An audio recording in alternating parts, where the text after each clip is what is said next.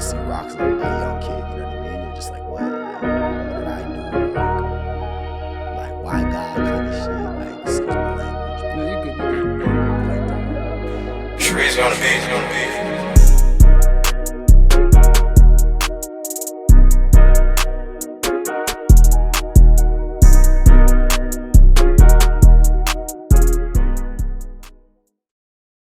Yeah, so say your father just died, right?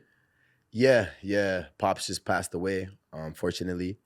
And like I said, raised me from 0 to 6. So every time I would get mad or whatever and think back in my past where like my pops wasn't around, I'd always remember, yeah, he was. He started going through his own struggles at an early age of mine. So like I experienced a lot of drug use and drug dealing at an early age because of my dad. Also, to contrast that, I got exposed to a lot of big time stuff too. Like my dad was a Toronto Argonaut. So every weekend we were at the stadiums, 1,000 people in the audience in Toronto and stuff, and just him rubbing shoulders with certain Toronto bigwigs. I got to see the high point and the low points of celebrity at an early age. So I always give him props for that. And yeah, like as I said, it was surreal to even get to know the guy. Because like I said, 0 to 6, he raised me. But then from 6 to 12, he had passed me over to my mother, who from 0 to 6 was going through her own drug addiction. So when she, quote unquote, got better, I was sent off to live with my mom's. Only for the summer it was supposed to be. However, it turned into 6 years. And in that 6 years, she kind of announced to me like, hey, look, like I'm gonna pass away in about a year. She had a terminal illness. And so hearing that obviously rocks a young kid, you know what I mean? You're just like, what? Like, what did I do? Like why God kind of shit? Like, excuse my language. But, No, you're good. but yeah, like so 0 to 6, then 6 to 12. Mom's passed away at 12. So 6 years with one parent, 6 years with the other parent. So I got that balance of mother and father, but I never really got the parent, like, you know what I mean? The double like parent, you know what I mean? The household parent, the classic, So I always vowed that when I got a chance, you know what I mean? When I got to be a father or whatever, I'll go hard. Like I'll go extra hard to make sure that, you know what I mean, my kids have a good life and all that, and they remember good memories. So yeah, man. So imagine that. So 12, mom's passes away, and that's when I go into foster care.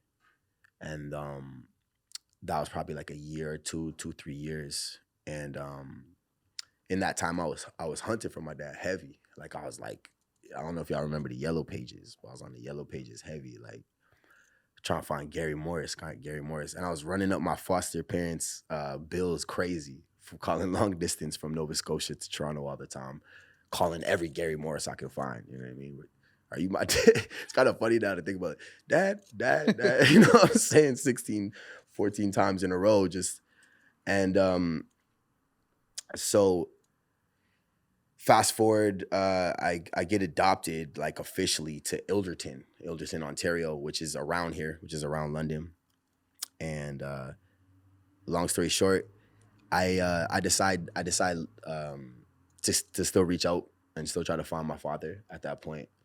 But then I hear when I do get a hold of somebody who knows him or who had known him, they tell me that he died. They told me that when I was like 13. So I'd already thought that he died from when I was 13. So that was kind of like how I dealt with it early. So I almost had an experience with it already. So I almost had practice, as messed up as it sounds. I almost had practice. So yeah, so I started doing music around that age, 13. I had a song on the radio, Ups and Downs.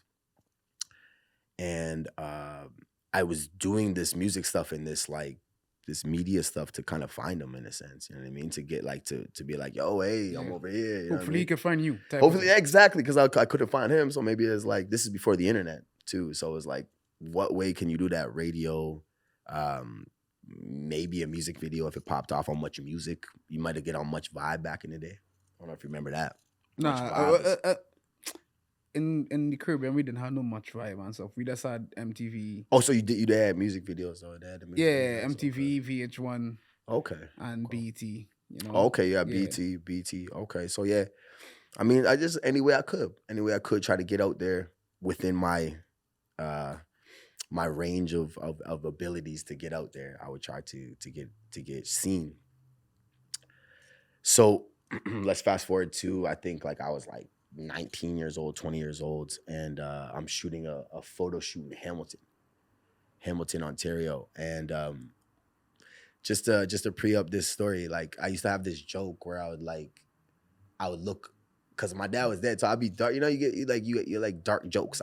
You start getting the dark jokes, and like so I'd make this little joke like I'd be always looking for my dad. Like I'd be like, hey, Dad, you there? You there? Like look like down a sewer shaft or something. Like Dad, you know what I mean? So when we're doing this photo shoot, my back's against the wall, and I'm about to take a picture, and some guy just bikes his bike through my shot, and I'm like, Dad, as a joke that I always did, you know. And then skirt, he's like, get the F out of here. Like, no way, it's my son. And I was like, whoa, like I thought you died. Like after all these years looking for you, I thought you died. So surreal moment, you can imagine. You know what I mean? Like So it did work then. Like the music did. it did. Yeah, you know what? I never thought about that. Yeah. Yo, I never thought about that, Vaughn. Like because yeah, maybe he never heard maybe he didn't like. He did. He was Yeah. hearing stuff. But I still couldn't get a hold of him. He couldn't get a hold of me. He wasn't on the internet like that. So yeah, me being there, taking that photo shoot, we met up again. Yeah, cool. Yeah, so that was 18. So I was like, been about 10 years of surreal talks, like saying Dad was a trip. Like, hey Dad, like that was weird for me. You know, feel me? So his passing, yeah, it hit in a way, and especially when you add my mom's passing with that. But throughout that process, I've used like comedy, music, as therapy and a way to deal with loss in a sense. You know what I mean? So I feel like, if anybody wanted advice for that kind of stuff, it's not easy, but you just have to cope with it in a positive way. Those are positive things. And I feel like as a writer myself, I don't write music though.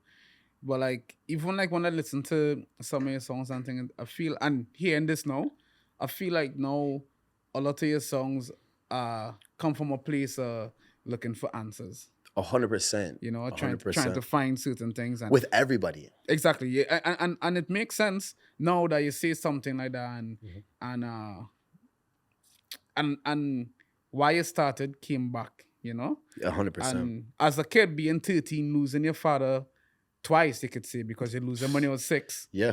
You know, I don't know how the relationship was when you're between 6 and 12, but for Well, you it was like me, just yellow pages, just exactly, like Gary yeah. Morris is where's Gary? Like yeah, exactly, because for you to be end up in foster home and foster care and that kind of That's stuff. why I was mad. I'm like, why am I in foster care? I have a dad out there. Like, where's my dad? You know what I'm saying? So it was frustrating. Yeah. And I know, like, I don't know about foster care, you know, Right. thank God it was different, but like I know that is a hard time, from people that talk to me and that kind of stuff. So for you to go through all of that and still have the power to do what you want to do and look for 'cause even like these simple things as the jokes that you say that you will make, is that my dad? Those jokes, you know. Yeah. I feel like at 13, I could be wrong. At 13, when that person tell you your father died, I feel like at 13-year-old, you just wanted to believe it to safeguard yourself. Yes. But deep down, you knew that there was he wasn't dead. Yeah, exactly, 100%. Deep down, I knew that, and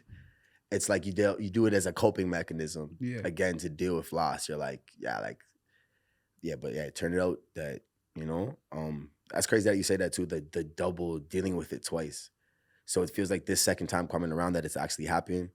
We've been able to actually reconnect. He got to meet his granddaughters, which was really important to me. I wanted them to know their at least a grandparent. I feel that's very important that kids have some kind of grandparent connection.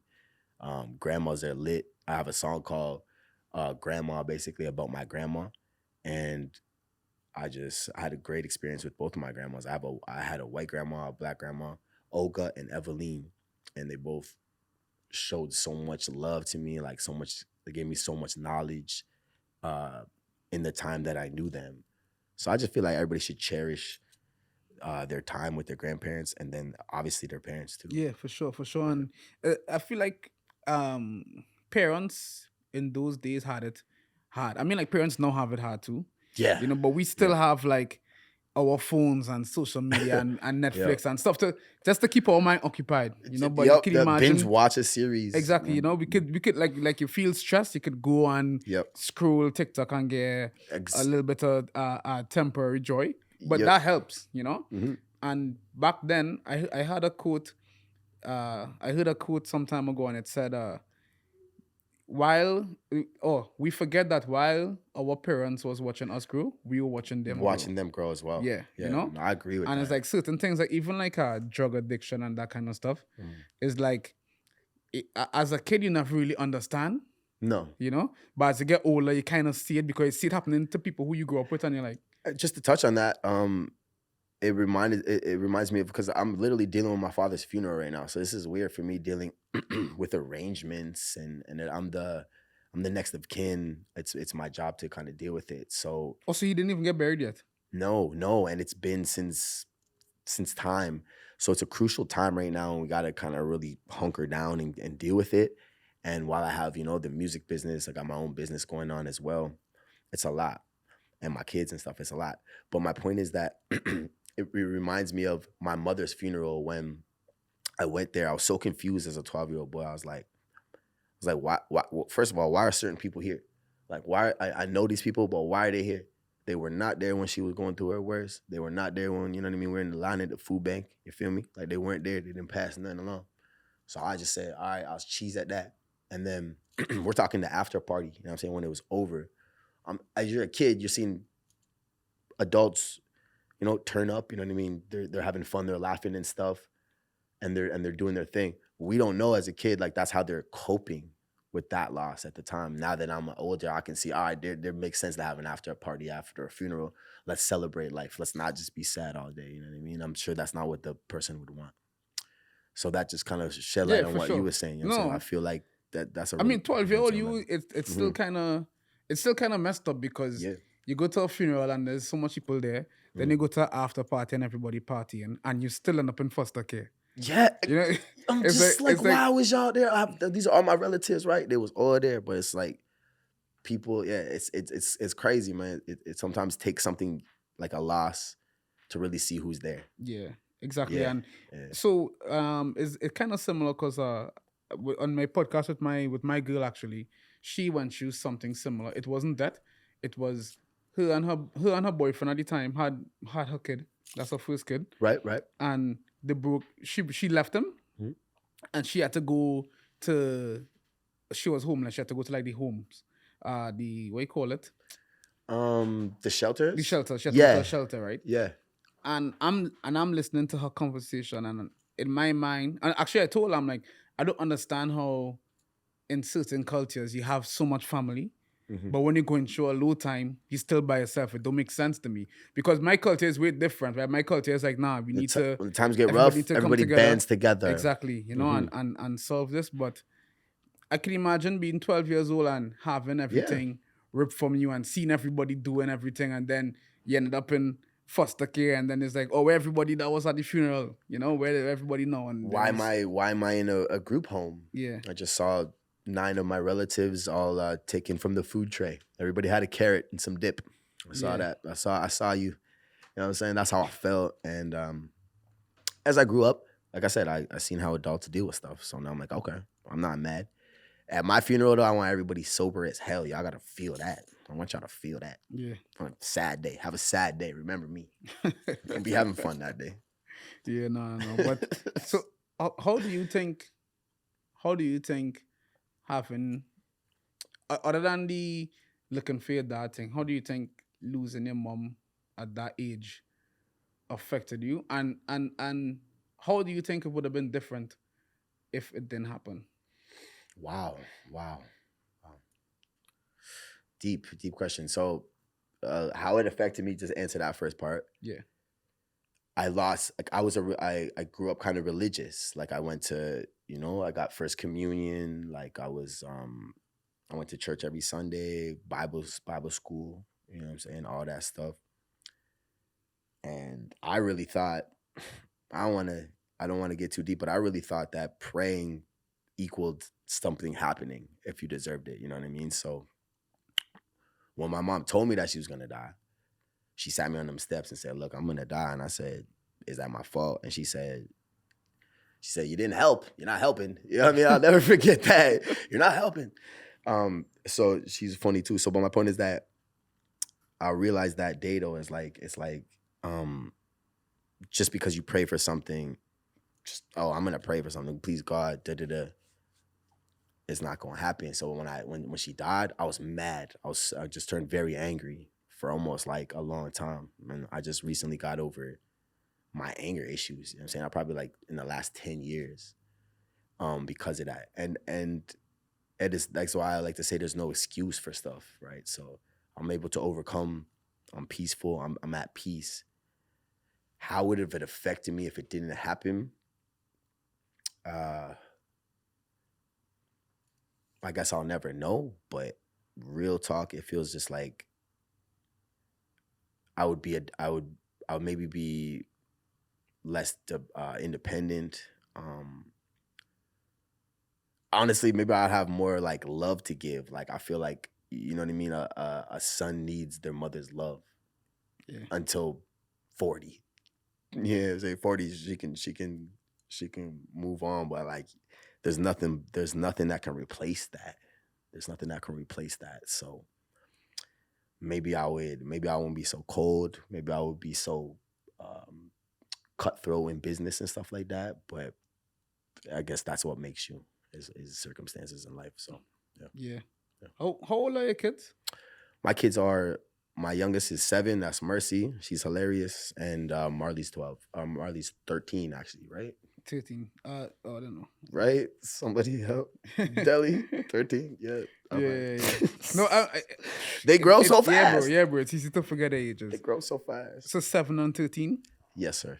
Oh yeah, so you have big kids. And yeah. So now that you're a man and you get to deal with a bunch of different things, right? Because you deal with loss, you deal with drug addiction, you deal with success, you deal with being popular, you deal with all these different things. I know you have to guide. Is it 2 girls? 2 girls. 2 girls. Yeah. 2 girls. Yep. I know for now, you know how society is. Are you trying to do something again? No, I'm just saying, you know how girls, they be girls for now. Oh, I don't know the Dwayne Wade effect. I don't know. Yeah. I would accept it. They're cool with that. Saying no, they're good though. Yeah. They better be. No, Go ahead. No, but no, I mean like as a dad who went through all these things and now you're raising 2 girls, right? Yeah. How do you think it affect the way you think about them and how you deal with them? And do you think it made you a softer person? Because I think it made me a softer person. Yeah, no doubt, 100%. It definitely affects you, and you always think, like, you always just think, well, the kids, you know what I'm saying, like, especially when they're girls, and it's pretty hard to be a little black girl, I'm sure, you know what I'm saying, and I commend every day that they walk the earth, that they deal with circumstance every day. They deal with body shaming and skin shaming and everything every day. I'm sure so it's a lot to bear. Like, I feel like if I had a son, I'd just be like, go get him, Tiger, and push him out there into the world. But with daughters, they're just so invested. It softened the hell out of me for sure. Like, I no longer be so reckless, and you always think about them, like, it's a lot. Yeah, I saw something the other day, and it said that that daughters increase their dad's life expectancy. No way. Yeah, having a daughter increases your life expectancy as a man. That makes sense because you just start making more conscious decisions. Yeah, exactly. Because you start thinking now, right? Because now you start to think that having a daughter, you need to be there. Right.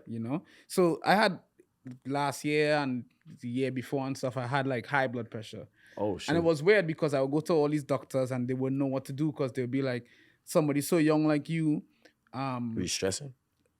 bro, I didn't even know what it was. Honestly, Mm. honestly, I feel like it's not even stress. Like I think about things a lot. Yeah. You know, so for instance, like even like if for instance, the thing that happening in the Middle East, right? Like I'll be home and I'll be standing on the ceiling and my girl will be like, "You good?" I'd be like, "I don't think so." You know, I don't think I could. But like younger me would have been like, "Yeah, good," but I would just put it in the back. Right, You right. know, but So you feel you're more open. You're more I am. Well, that's because of my daughter. She gave right. me emotions I didn't even know I had. That's the Right? realest. That's Yeah, the realest she stuff I've heard. pull it out of me and I like force that. me to be Yep. that person that think Hell yeah. about emotions. But like, so the high blood pressure, it was bad, and I just wasn't thinking about it anyway. And then one day my mom told me, she said, "Have when you get a heart attack, hope Mhm. you die."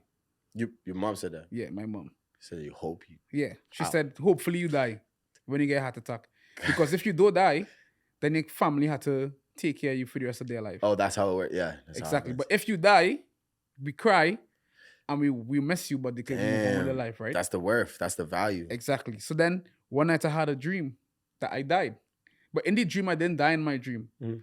Right? In the dream, it was my daughter, and she was At in college. okay. She was older. It didn't look like her, but I knew it was her.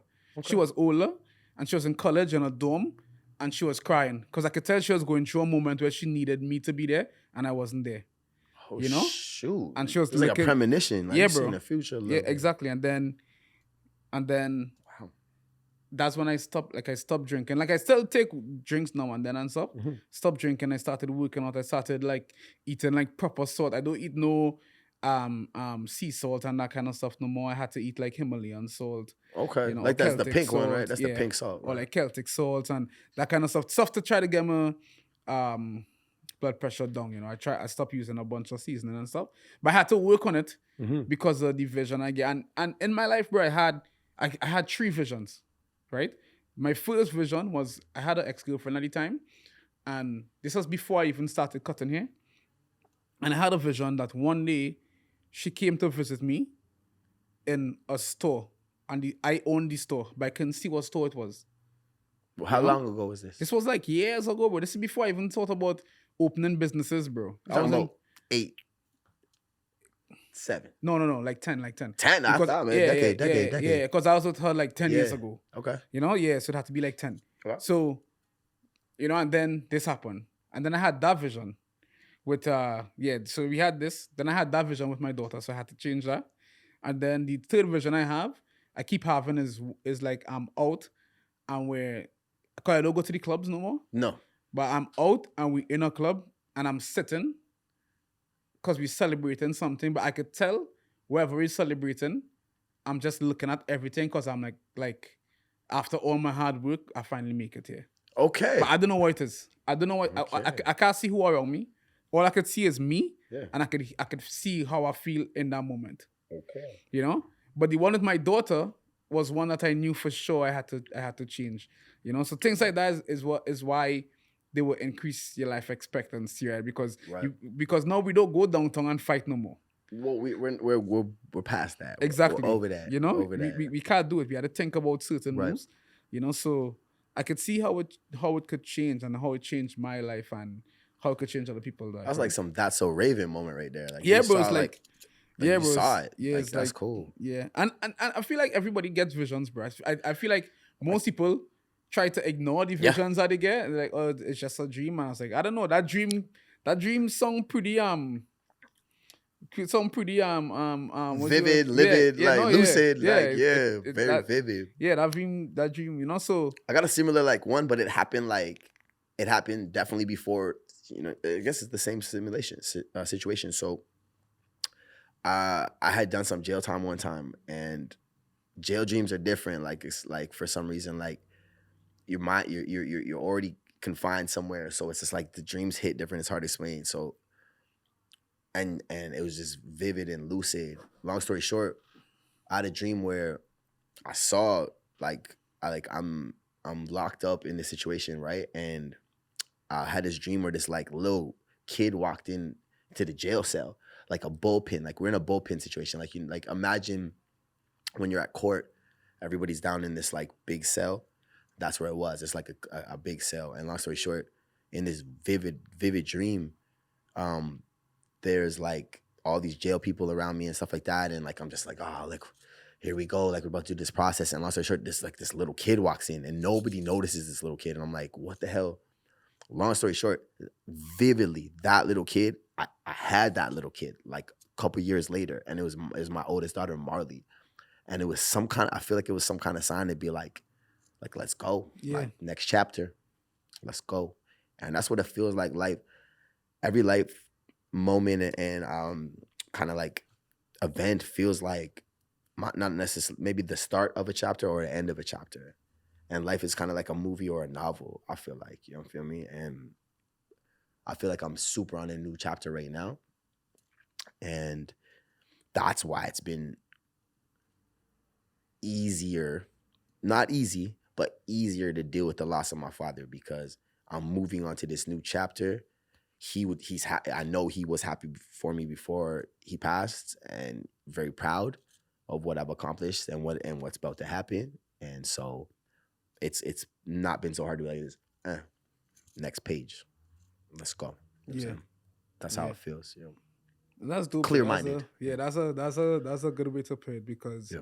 it means that he wrote in his chapter, right? He was able to write in the book that you thought he couldn't write in when he was 13, right? I felt like that. Yeah, exactly. So, R.I.P. And I hope I hope he got sent off in the right way, and I'm gonna make sure that he is, and I'm gonna make him proud.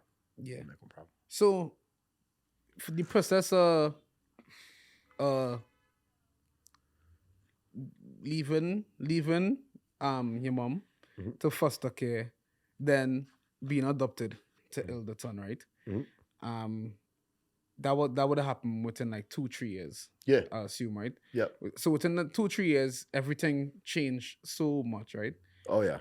So as a 13 or 14-year-old kid, what are the things that you think you did? Well, other than the music, Mhm. to try to help you overcome it, because I mean, like somebody like the family that adopt you will obviously love you. Yeah. I hope and Mhm. they would want it to be a certain way, but they could only reach it to a certain point, Mhm. because you have that point in in your mind that's like, I can't let them get too close because they will leave just like everybody else leave. Oh yeah, that's that feeling that you have. Yeah. And that could block so much love and so much blessings that not really blessings because they will still bless you, but love, like so much missed opportunities that you probably could have. So as a youth going through that, how you think, if you can remember, how you think you deal with the situation, and what was the things that you would have changed with the situation, like how you deal with the situation, if that makes sense.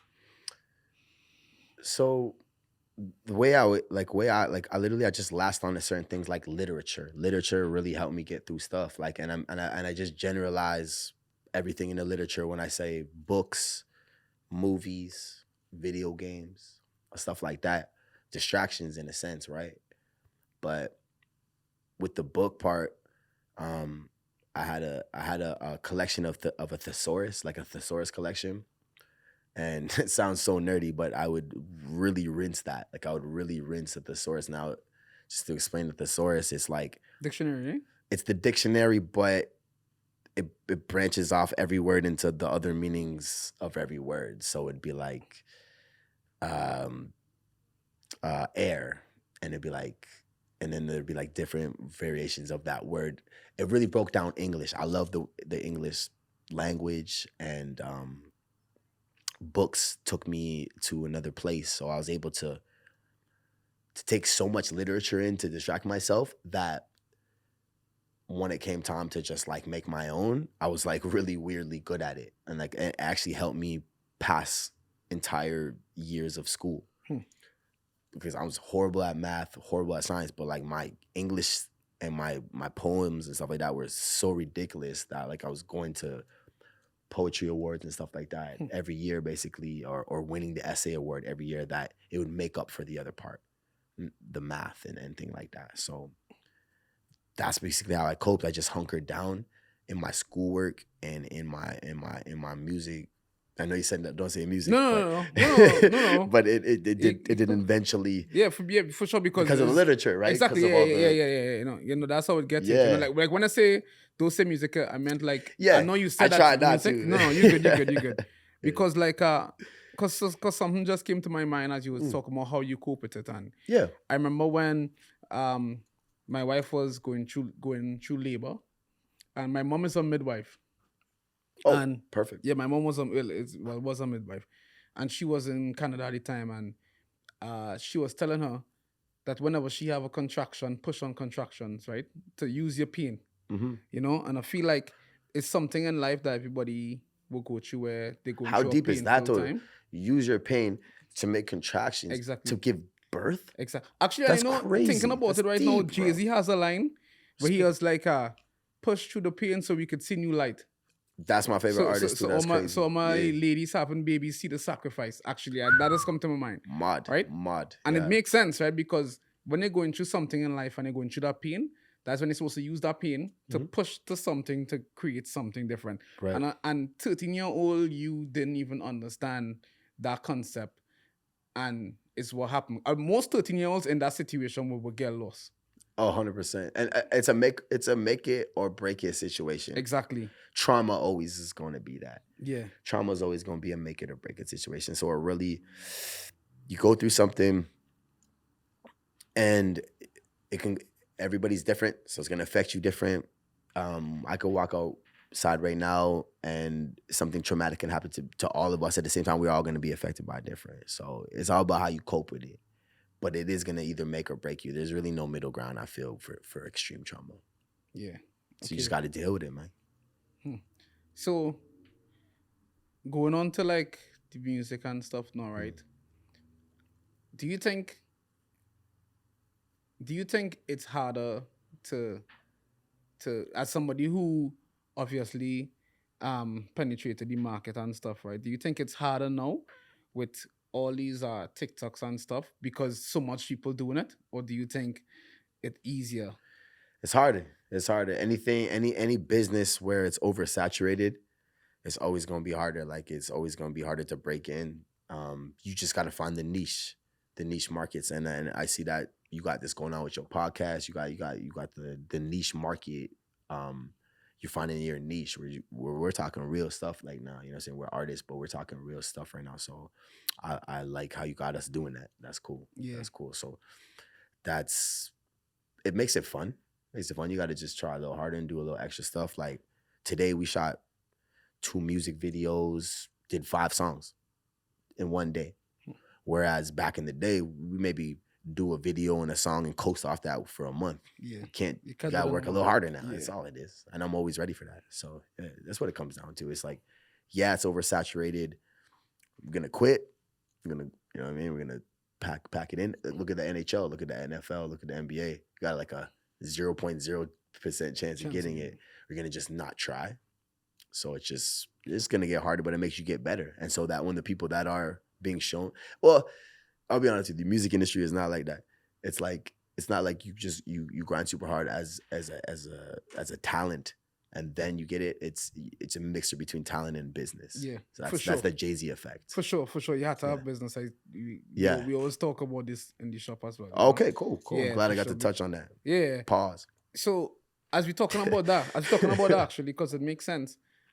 How long were you doing music before you even seen a penny from it?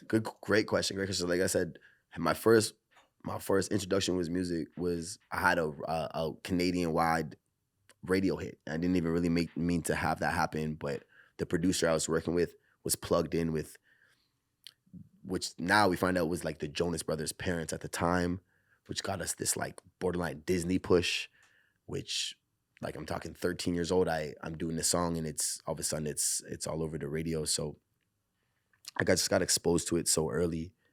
And sorry, what was the question again? You know, when you No, you good. Oh, it was how long were you doing music before you see a dime? Right. So yeah, so I go from that. That's 13 years old with a song on the radio. Right. That's grade 10, or ish, grade 9-ish. So I'm just not seeing really anything. Radio play isn't really anything at first. It's like 30. It's like 3 cents a play, I think, at first. Um, but it wasn't that long after that. Like, so I started getting booked. Western University, shout to Western, shout to Fanshawe. They pushed behind me, and they made sure I was booked everywhere. I got a band together at an early age, and we started really rocking legendary shows at an early age in London. And it's cool now, shoot, almost 20 years later, to reminisce and to talk old stories, and think about old venues that used to be here, old artists that aren't here anymore. And yeah, like, I've never got into it for the money. So that might have been an issue at first, because I was just competitive. I'm just trying to be the best rapper in this city. So it wasn't really about money. I'm just trying to find it that. And trying to find my dad. That's so I had like So a you're list. successful. So you're I had a successful list. already. Yeah, It don't exactly. I had matter, to yeah. check it off the list, right? So yeah, so it's been a process, and it's been a progress. And like I said, I never really cared about the money until I started caring about the money, and it started making a lot of sense.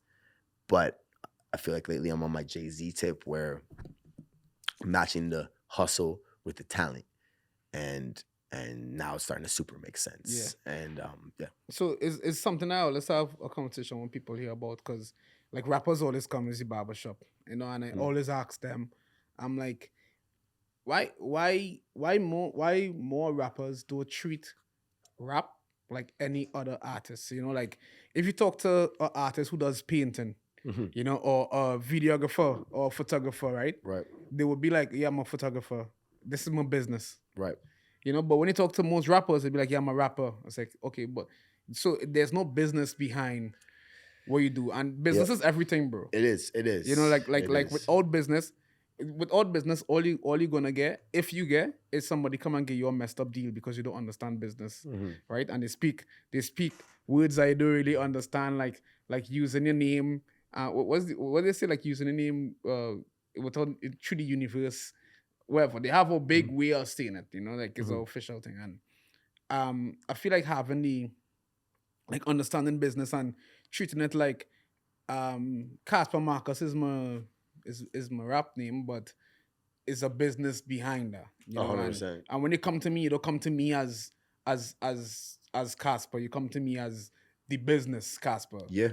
And that's how you try to get deals and maneuver and that kind of stuff, right? Yeah, you have to establish yourself as that. It's like, or that's the difference. It's either that, or gonna be forever an opener, or forever just a feature artist, or whatever it is, till you start to establish yourself as though, like, I'm really value yourself. You know what I mean? Lately I've been definitely noticing the power of the word no. And it's just like, I don't have to do every show. I don't have to do every appearance or every feature. And kind of coast off your last accomplishment to a point, hustle in between. Yeah, you do. And then it's kind of making itself exclusive too, right? Exactly. Because especially in certain, like, in demographics, you don't want to, like we just talked about, oversaturate yourself. Yeah. So I'm trying to oversaturate myself. So yeah. Yeah. So do you think like when it comes to music, like, are you signed? You're not signed, right? Great question. Just recently got off being signed. Was signed for about 2.5 years. Good and bad moments. Yeah. During the process, but I definitely think that in this day and age, you don't necessarily need a record label, and you can do it independent, unless you're just trying to develop yourself as an artist. Yeah. However, big up to the record label that I was signed to. I learned a lot about business in that short period, and it woke me up to be like, oh, okay, like, my value is this. They saw that, and how do I maneuver after that? And I'm seeing a bright future. I think it's gonna be. I think it was a good learning lesson, and yeah, I keep wanting to bring up the Jay-Z thing with the talent mixed with the hustle. Yeah, no, yeah, it has to be, bro. Like they can't Yeah, go without each other. And then it's like how important it is for you having a good team. super important, man. Like even in studio sessions and stuff like it's just so it's so I would like to meet the artists that just by themselves all the time and like just in studio sessions and writing sessions. Like, no, you need inspiration. It's a human experience. Music is a human experience. I don't want to hear music from somebody who doesn't talk to people Yeah. and doesn't go through like situations daily. I don't want to hear it. It's gonna be weird. It's gonna be. I might as well hear a robot.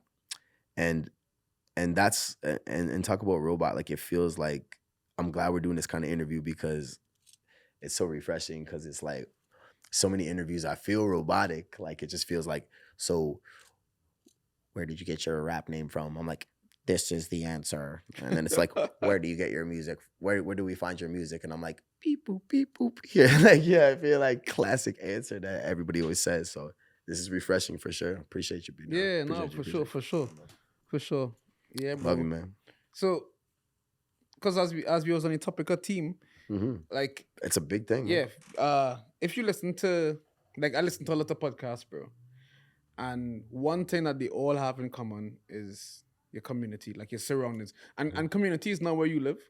Community is who you keep around you, right? Real talk. You know? Real So talk, real talk. like for instance, I had one of my first guests and he said it's weird when you think about a place like for instance like London, because for me London would be something like for someone who went to Western coming back to London, be like, okay, London is a high place to go and party. But then for a drug addict, they'll be like, oh, London is a place where it has so much drugs, you know. And then for businessman, we'll have, so it's not a community as in place, it's community like who you keep around. 100%. Yeah. So I don't know if you was asking me a question, but I can flip it on you. Like, Yeah, no, what would your like I know London isn't your like your first, you were definitely not born here in London. You're from Trinidad. I'm also half Trinidad. You know what I'm saying? Oh yeah, for real? Yeah. Oh, I didn't even know talked about that. Yeah, say who your dad? Yeah, that's what I've been finding this stuff out as I go through crazy, funeral bro. procedures That's and stuff. mad. Yeah, no, it's cool. So I know we come from similar backgrounds, but it's like, what's your experience in London? Like, how do you feel like, especially from when you first got here to now? How you feel? Honestly, bro, like London, when I just came to London now, it's two different Londons. Yeah, for sure. Same. And for me, it's like going back to what I said before, but like I overthink things. It's like I feel like it's so hard for most people, and like for people who could survive in London, had to be happy, even if you just barely surviving. Yeah. You know, even if you just barely surviving. I agree. Like, at first, London, Canada only who was a place that was like, yo, this is like I remember my brother had a song and he said, this is like the land flowing with milk and honey. You know? Is this what you describe London as? Yeah, that at that time. Okay. But now okay, it's not okay. that. Now it's dried up, you know. But no, but like for me, like Dried London, up. like me coming to London, I fell in love with London because it was a place where it was far from home. So like it didn't have much, like it didn't have crime. Like even the crime that Canada does have is like, you mean like the nice, typical crime? It's like a nice year where I'm from, and it's like a nice month where I'm from, you know. and so for me, it was a place that I didn't like Toronto. It was too busy, right? You know. I like London because I felt like I'm in Toronto every day. I agree. Yeah, it's too busy. Yeah, but it's the place where money is, though. It's the place where money is. That's the hub, right? Exactly. And there's a lot less face watching. There's a lot less. Exactly.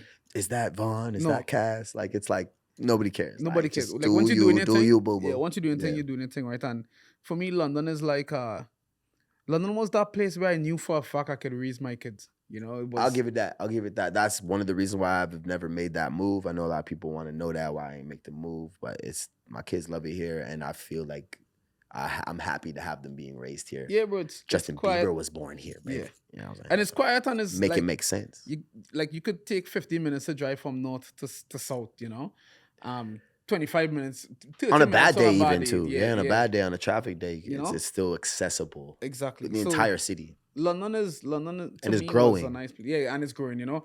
And it was a place where where I remember going to Toronto in college, and you go to Toronto and you feel like, bro, for you to even try to talk to a girl, you have to be making bare money at that time, you know. And like in London, it was everybody was in the same situation because we in school, Right. and we understand that life not gonna be like this forever, you know. 100%. So it had way more people who was sensible, because then I also read something at the time. And it was like 80% of people who live in Toronto can't afford to live in Toronto. Yo, that's real. Also, Toronto is an hour from Toronto. Exactly. I You always know, say yeah. that. Yeah, but from uptown to downtown, you know, so London to me was way homier, and that's why I left London. I went to Alberta twice and came back every time, you know. Can I buy your hat? This one? Yeah. Yeah, for sure. We could can get make some a of deal? these. Yeah, we could get some of these. I need like I only just made it like you only made one for yourself. yeah. I made it as a, you know, That's crazy. let me make a little prototype, and it looks gas. I just bought a shirt today that would match it. oh So sell me that. Order another one. yeah. I mean, not on camera though, because my hairline right now kind of mashed, so I had to wear the hat. But But yo, back to it. London.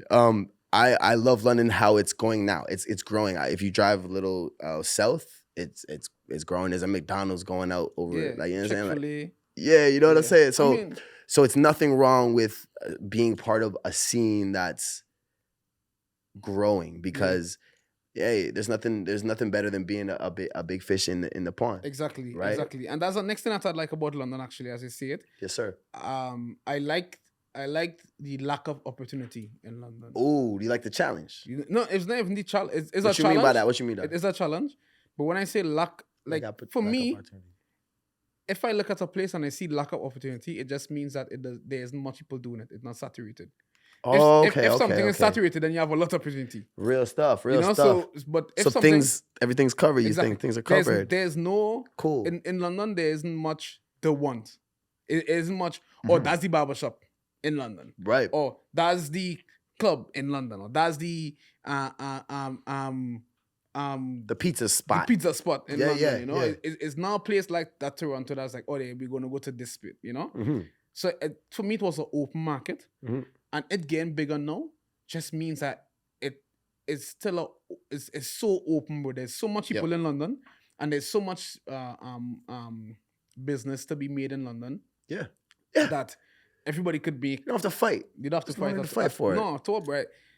You could, once you stay in your lane, bro. Once you stay in your lane and you keep your eyes on your own stuff, you don't have to fight for it in London.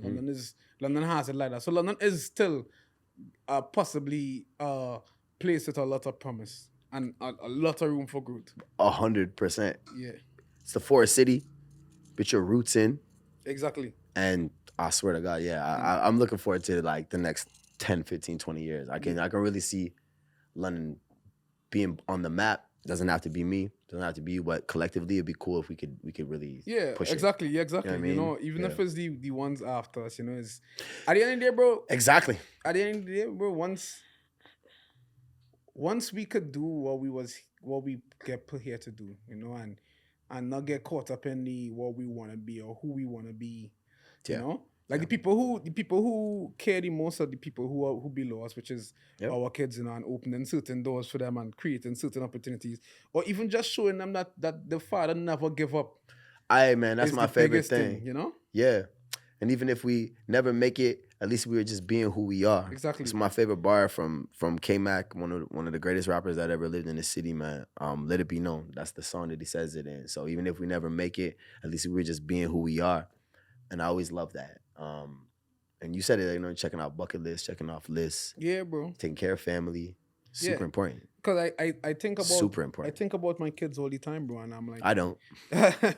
I don't think about your kids. Oh yeah. No, I think about my own kids all the time. Yeah, you have to. Yeah, I got to, because I'm so busy thinking about my own kids. I can't think about your kids. You know, I'm gonna think about your kids some more. So let's switch it up, so that we can split it up, because it's a lot of pressure. I'm thinking about my own kids all the time. I message you and be like, yo, how them babies doing? Got you. Appreciate you, man. Yeah. But that's community right there. That's what it's supposed to be. That's what it used to be, right? But like, as I get older, bro, and I have my kids and stuff, I think about why leaving them with, right? And if I can leave them with anything, I need to leave them with understanding that giving up just guarantees that you're never making it.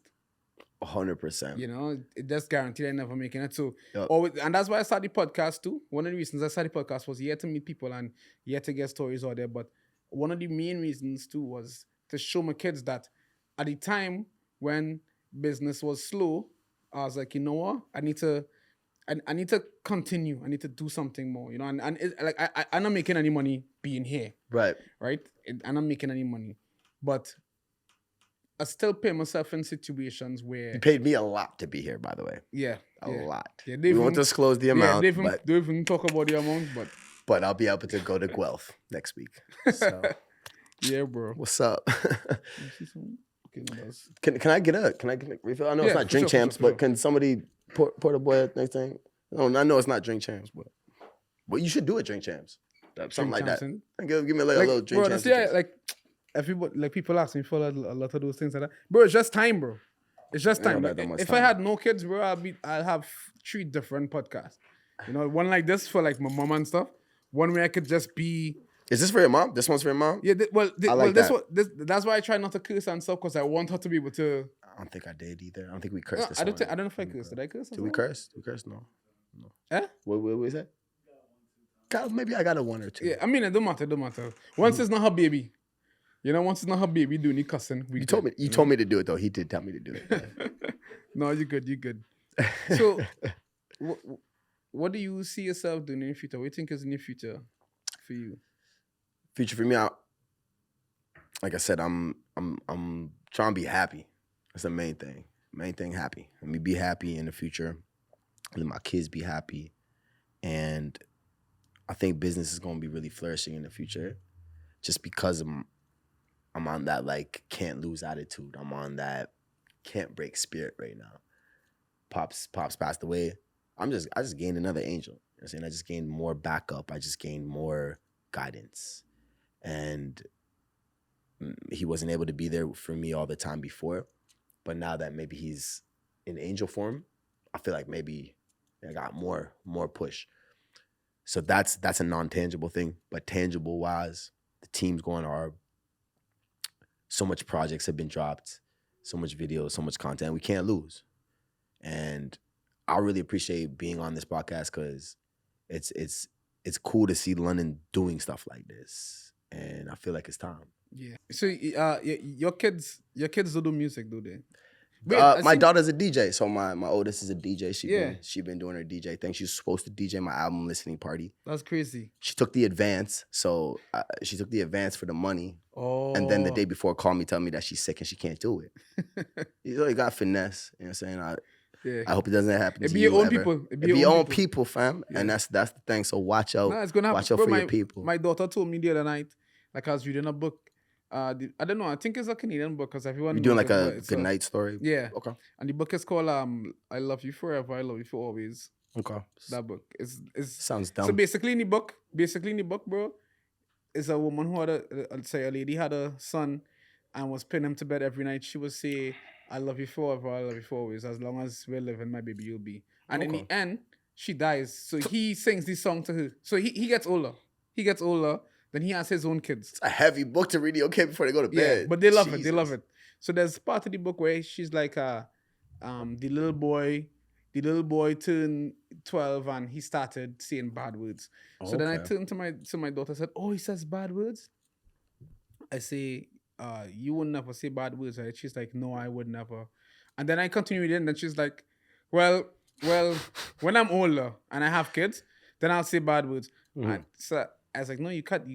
You're not supposed to say bad words." She says, "Yeah, but Daddy, by that time, you guys gonna be dead, so you guys can't do anything anyway. I could say bad words if I want to." Jeez. I'm like, "Wait, what?" I was like, "You want us to die so you could cuss?" Is that in the will? Yeah. So no, they're dead. I could cuss how much? She's like, "Yeah, and I'm gonna be doing it all the time." Yeah, bro. So like. Kids say the darndest things. I swear to God, but that's the blessing with it, bro. I think your daughter finessing you is a blessing, bro. Oh, 100%. It's like for her to be. She might have actually been sick too. I don't know. Yeah, but for her to be in a situation where she could actually do something like that, where you could put her in a situation to to be something and she do something like that. She funny like that. Yeah, Yeah. it's cool that they're growing up with them personalities and they're able to go through the adversity and stuff. I know COVID was hard for kids and stuff Yeah. like that. So it's probably really hard to grow up as a kid nowadays too with all the social media stuff. So I commend them. Yeah, exactly. Yeah. And trying to keep them off it. It's hard Yeah. because you want to keep them off it, but at the same time, it could be a disadvantage for them to be off it. But Yeah, their friends are gonna get at them the and stuff. They yeah, feel left out. yeah, they feel left out. And then I think she did she just get an award for something? Like that gets misconstrued. So she was in a movie recently. She did a small role in a movie, and that led her to present an award. So she Oh, presented an award recently. that's cool. I Though, hope in the movie. future she is nominated and whatever. But she's a really driven kid. Really has good leadership skills. Yeah, She's the valedictorian at her school or whatever. that's crazy. She's doing the speech and whatever. So I appreciate her and then my youngest daughter is just a lunatic. Like she's just crazy. She's just funny. Yeah, that's a younger. Yeah, she's younger just daughter syndrome. For yeah, sure. younger daughter syndrome. She's just random and funny and cool. So it's an experience, man. It's an Yeah. experience. Yeah. So the older one likes acting. The older one loves acting, and then the younger one is jealous and wants to get into it. But I'm not rushing it. Yeah. I'm not. I really want to take it serious. I want her to take it serious and realize that it's not just hereditary. It's not inherited. Yeah. This isn't like things aren't inherited. That's why I started my small business to actually be able to pass it to them, because I can't pass Casper to them. Yeah. So Oh, so you have a small business now? I have a small business. It's we're going on our 3rd year anniversary of just up and up. Yeah. 4 city installations. I don't know if I can say it. No, yeah, bro. You could. You Okay. could. It's your business, right? You could talk about it. So, Yeah. first the installations. Yeah, Oh, that's crazy though. yeah. So that's what you do as well. You do. 100%. Yeah, that's where a lot of my time is put into a lot lately, unfortunately, which means that when I do music related stuff, it's more impactful. Yeah, it's Yeah. more tight and impactful. It's not just sporadic and whatever. It's like this. I'm super happy to be here, that we found the time to do this. You know what I'm saying? And I appreciate you having me here, because it's not easy to just be certain places all the time when you're on the go. You know this as a business owner Yeah. and an It's hard. It's hard. entrepreneur. Hashtag entrepreneur. We're just really trying to put in this work. Yeah, it's hard. It's hard. 'Cause even like sometimes when little will message me and I would take a long time because I will see the message. I'll be like, oh, I'll Yeah. message right now. Mhm. And then by the time I remember to message, it's like the next day. And I'm like, holy Oh, yeah, because like once I get busy by the shop or like yep. once I'm dealing with other things, Mhm. then you're like, okay, let me get back to this person right now.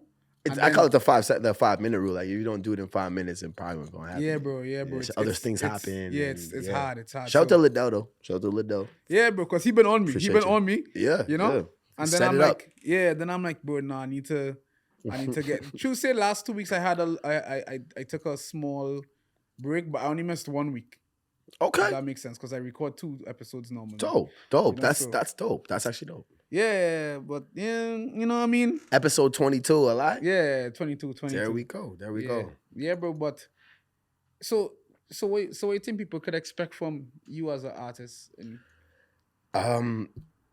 My projects are going crazy right now. It's been 7 years of working on this one project that I'm about to drop. I dropped it. When you say a project, you mean an album? Yeah, I mean an album. Yeah. Yeah. It's called and I only call it a project because it's called the Marcus Morris mixtape, but it's an album. It just has the word mixtape in it. Yeah, for sure. So in between that, I did drop We Hate Marcus, which commercially went crazy. We did numbers with that. We had the #1 country song in Canada in 2020.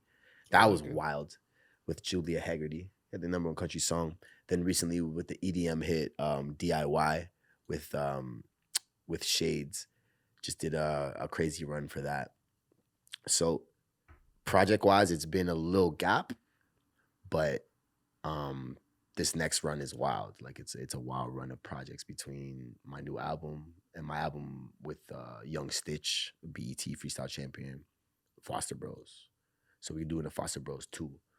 And that's going crazy. We just did some content tonight. Shout out to Colton We just did some Foster bars where we just did some live performances.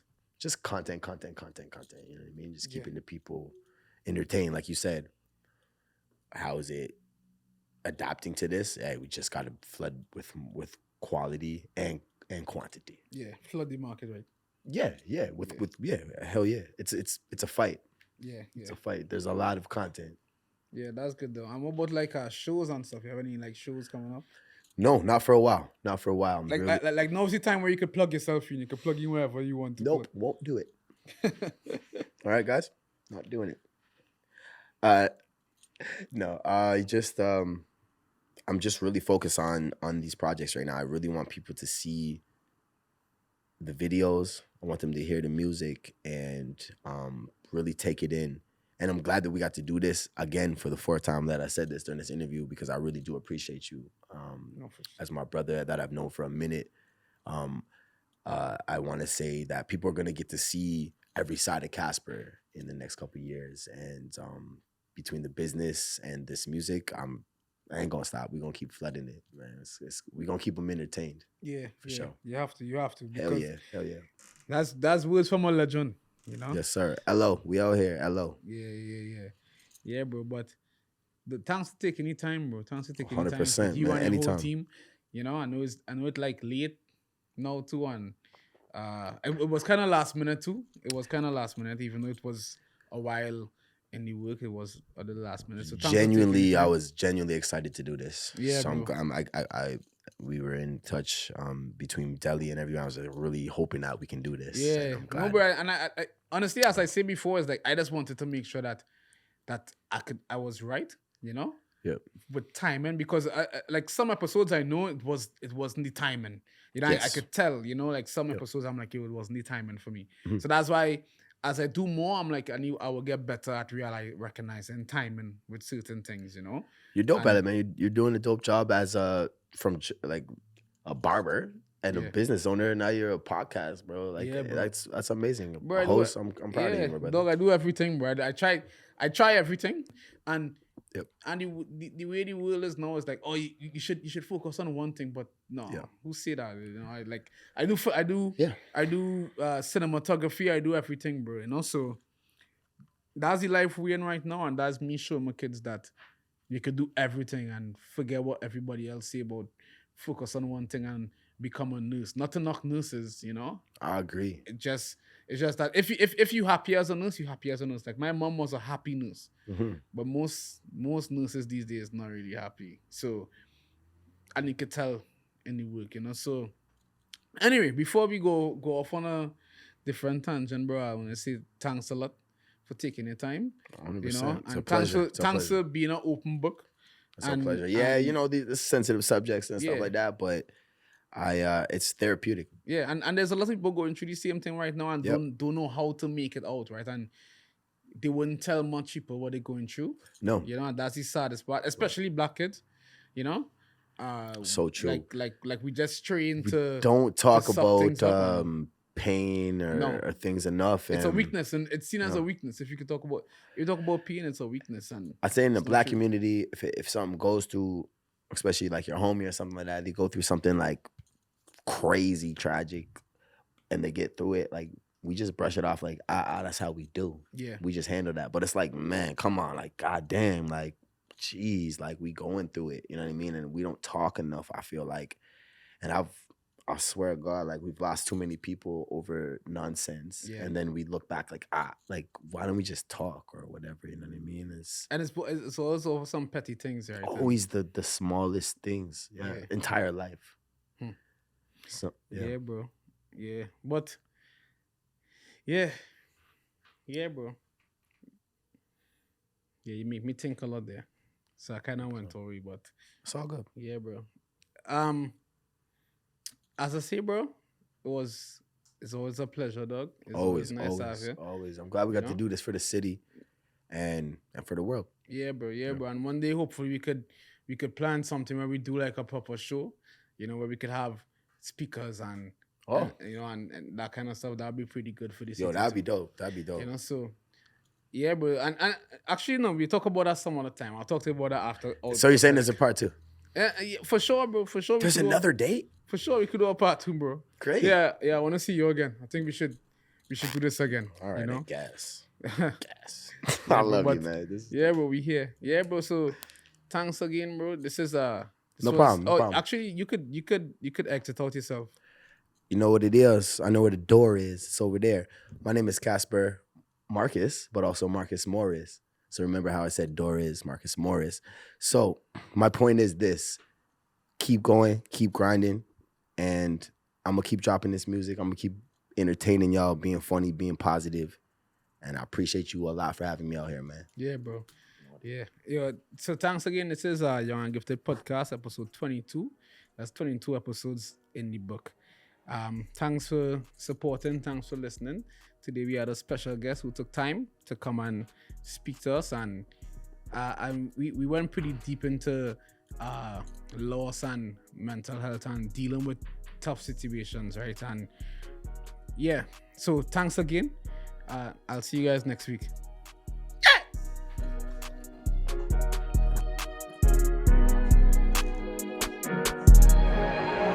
That was wild. I felt like Mike Myers when Kanye West said George Bush doesn't like black people. I was like,